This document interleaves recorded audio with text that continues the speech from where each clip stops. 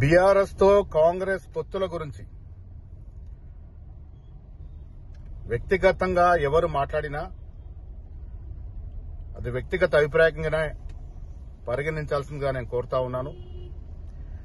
ఈ రాష్ట్రంలో BRS party అధికారంలోకి వచ్చిన తర్వాత రాష్ట్రం అన్ని రకాలుగా దగాబడ్డది, లూటీ చేయబడింది.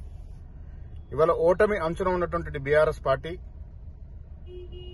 పొత్తుల కోసం ప్రయత్నాలు చేస్తుండొచ్చు. కానీ కాంగ్రెస్ పార్టీలో ఏ విధానపరమైన నిర్ణయం తీసుకోవాలన్నా సమిష్టిగా తీసుకోబడుతుంది. ఆ సమిష్టి నిర్ణయంలో భాగంగానే వరంగల్ సమావేశంలో రాహుల్ గాంధీ గారు స్పష్టత ఇచ్చినారు. వచ్చే రోజుల్లో ఈ రాష్ట్రంలో జరిగే ఎన్నికల్లో బీఆర్ఎస్ పార్టీకి ప్రత్యామ్నాయ పార్టీ కాంగ్రెస్ పార్టీగా ఎన్నికల్లో పోటీ చేస్తుంది.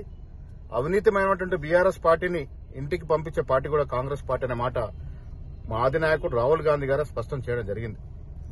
సో అలాంటప్పుడు ఇంకా పొత్తుల మాటో లేక పొత్తులటువంటి అంశమో ఇవాళ పరిగణన తీసుకోవాల్సిన అవసరం లేదు.